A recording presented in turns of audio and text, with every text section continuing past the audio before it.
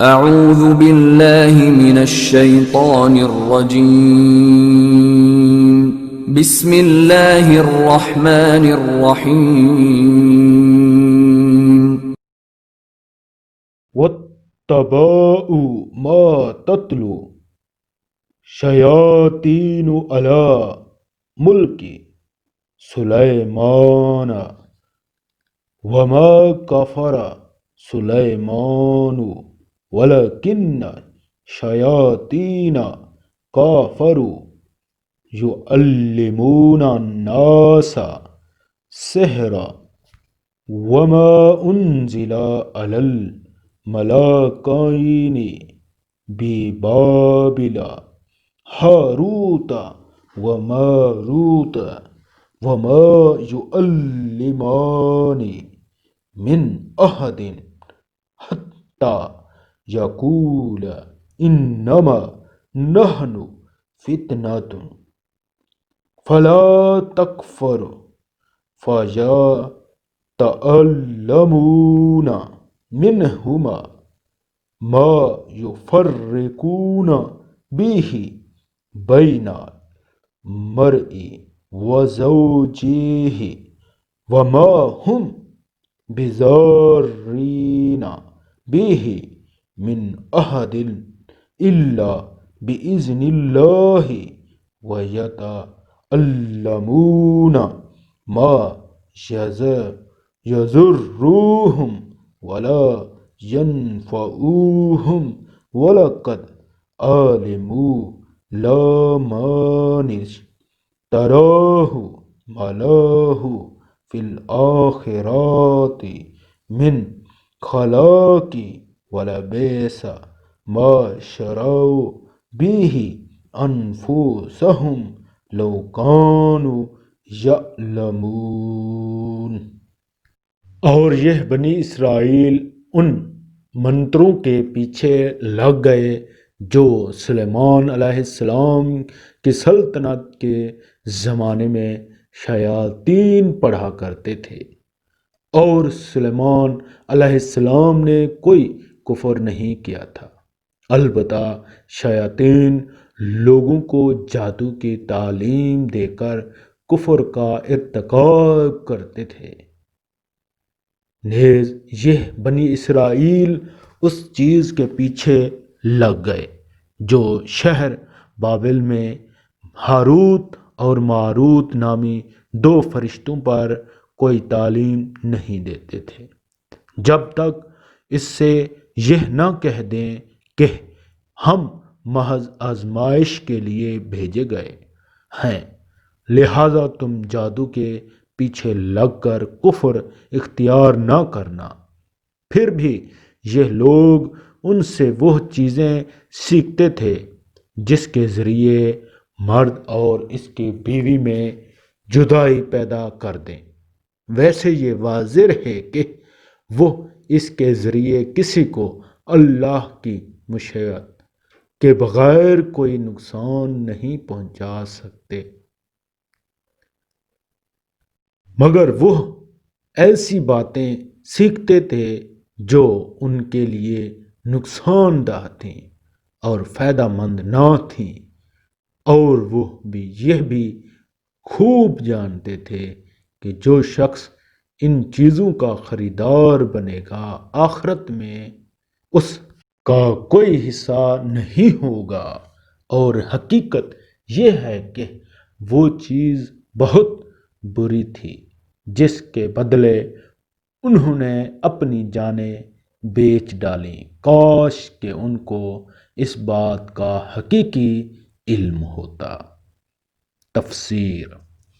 ان آیات میں اللہ تعالیٰ نے یہودیوں کے ایک اور بدعملی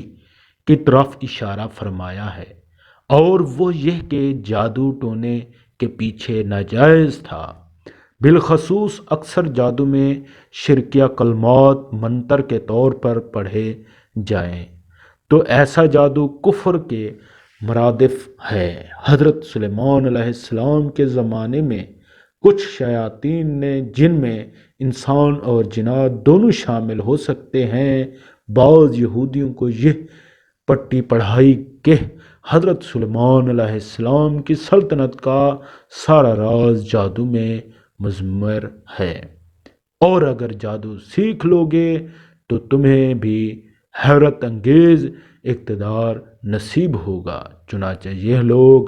جادو سیکھنے اور اس پر عمل کرنے میں لگ گئے۔ حالانکہ جادو پر عمل کرنا نہ صرف ناجائز تھا بلکہ اس کے بعض قسمیں کفر تھیں پہنتی۔ دوسرا غضب یہودیوں نے یہ کیا کہ خود حضرت سلیمان علیہ السلام کو جادوگر قرار دے کر ان کے بارے میں یہ مشہور کر دیا کہ انہوں نے آخری عمر میں بتوں کو پوجنا شروع کر دیا تھا۔ ان کے بارے میں یہ جھوٹی داستانیں انہوں نے اپنی مقدس کتابوں میں شامل کر دیں جو آج تک بائبل میں درج چلی آتی ہیں۔ چنانچہ بائبل کی کتاب سلاطین اول تا 1-11 یا 21 میں ان کے معاذ اللہ مرتد ہونے کا بیان آج بھی موجود ہے۔ قرآن کریم نے اس آیت میں حضرت سلیمان علیہ السلام پر اس ناپاک بہتان کی تردید فرمائی ہے۔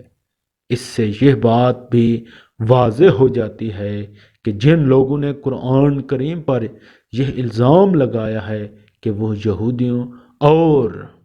عیسائیوں کی کتابوں سے ماخوذ ہے، وہ کتنا غلط الزام ہے۔ یہاں قرآن کریم صریح الفاظ میں یہود و نصارہ کی کتابوں کی تردید کر رہا ہے۔ حقیقت تو یہ ہے کہ حضرت صلی اللہ علیہ وآلہ وسلم کے پاس ایسا کوئی ذریعہ نہیں تھا جس سے وہ یہ خود معلوم کر سکتے تھے یہودیوں کی کتابیں میں کیا لکھا ہے۔ اس بات کا علم آپ صلی اللہ علیہ وآلہ وسلم کو وحی کے سوا کسی اور راستہ سے نہیں ہو سکتا تھا۔ لہذا یہ آیت بذات خود آپ کے صاحب وحی رسول ہونے کے واضح دلیل ہے کہ آپ نے نہ صرف یہ بتلایا کہ یہودیوں کی کتابوں میں حضرت سلیمان علیہ السلام پر کیا بہتان لگایا گیا ہے، بلکہ اس قدر جم کر اس کی تردید فرمائی ہے۔ بابل عراق کے مشہور شہر تھا۔ ایک زمانے میں وہاں جادو کا بڑا چرچا ہو گیا تھا اور یہودی بھی اس ناجائز کام میں بری طرح ملوث ہو گئے تھے۔ انبیاء کرام اور دوسرے نیک لوگ انہیں جادو سے منع کرتے تھے تو وہ بات نہ مانتے تھے۔ اس سے بھی خطرناک بات یہ تھی کہ لوگوں نے جادوگروں کے شعبدوں کو معجزے سمجھ کر انہیں اپنا دینی مقتدی بنا لیا تھا۔ اس موقع پر اللہ تعالیٰ نے اپنے 2 فرشتے جن کا نام ہاروت ماروت تھا دنیا میں انسانی شکل میں بھیجے تاکہ وہ لوگوں کے جادو کی حقیقت سے آگاہ کریں اور یہ بتائیں کہ خدائی معجزات سے ان کا کوئی تعلق نہیں ہے۔ معجزہ براہ راست اللہ تعالیٰ کا فعل ہے جس میں کسی ظاہری سبب کا کوئی دخل نہیں ہوتا۔ اس کے برعکس جادو کے ذریعے جو کوئی شعبدہ دکھایا جاتا ہے وہ اسی عالم اسباب کا ایک حصہ ہے۔ یہ بات واضح کرنے کے لیے ان فرشتوں کو جادو کے مختلف طریقے بھی بتانے پڑتے تھے تاکہ یہ دکھایا جا سکے کہ مختلف طریقے بھی بتائے جا سکے کہ کس طرح وہ سبب اور مسبب کے رشتے سے منسلک ہیں۔ لیکن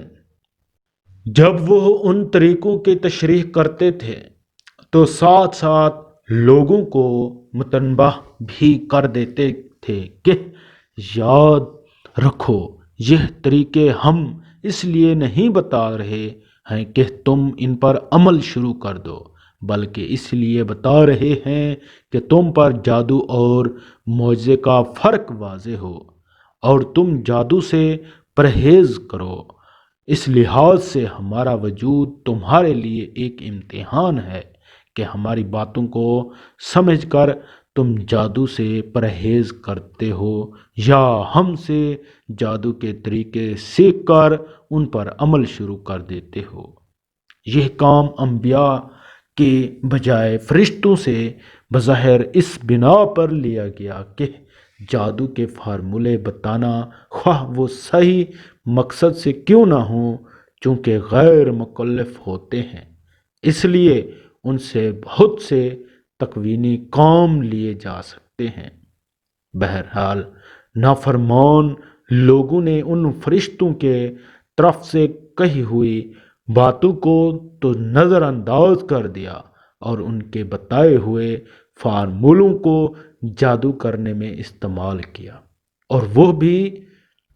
ایسے گھناؤنے مقاصد کے لیے جو ویسے بھی حرام تھے، مثلاً میاں بیوی میں پھوٹ ڈال کر نوے طلاق تک پہنچا دینا۔ یہاں سے جملہ مترجمہ کے طور پر ایک اور اصولی غلطی پر متنبہ کیا جا رہا ہے، اور وہ یہ کہ جادو پر ایمان رکھنے والے یہ سمجھتے تھے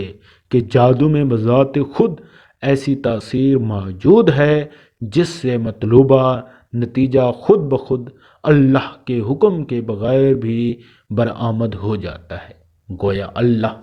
چاہے یا نہ چاہے وہ نتیجہ پیدا ہو کر رہے گا۔ یہ عقیدہ بذات خود کفر تھا، اس لیے واضح کر دیا گیا کہ دنیا کے دوسرے اسباب کی طرح جادو بھی محض ایک سبب ہے، اور دنیا میں کوئی سبب بھی اپنا سبب یا نتیجہ اس وقت تک ظاہر نہیں کر سکتا